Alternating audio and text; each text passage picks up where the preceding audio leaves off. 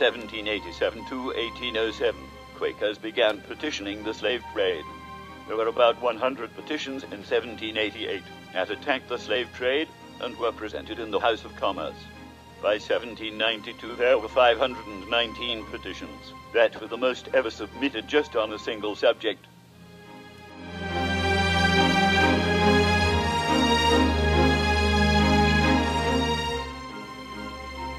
By 1772, there were 230 petitions that the slave trade should be abolished in the House of Commons, and in 1773 the House of Commons refused to revive the subject of the slave trade. In 1805, there was a bill passed for abolition of slave trade that applied to conquered territories.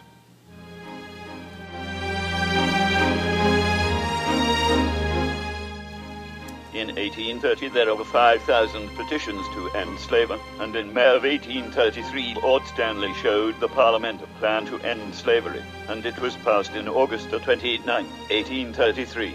This made everyone over the age of 6 on August 1st. 1834 was required to serve 4 years in the West Indies, and they received money from the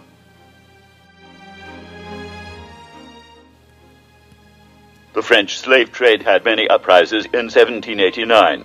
In Haiti, there were 28,000 slaves rebelling, and in the Caribbean, there were 500,000 slaves rebelling. In February 4th, 1794, there was the end of slavery in the colonies.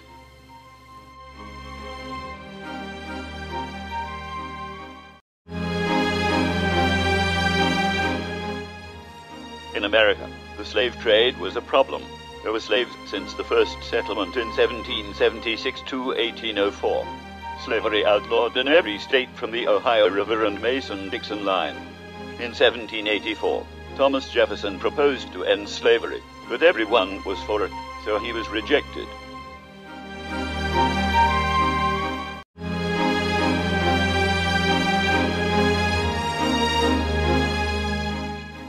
Then, Abraham Lincoln won the presidency race, and Lincoln was not accepted in the southern states, so he resided in the Confederate States in the year of 1861.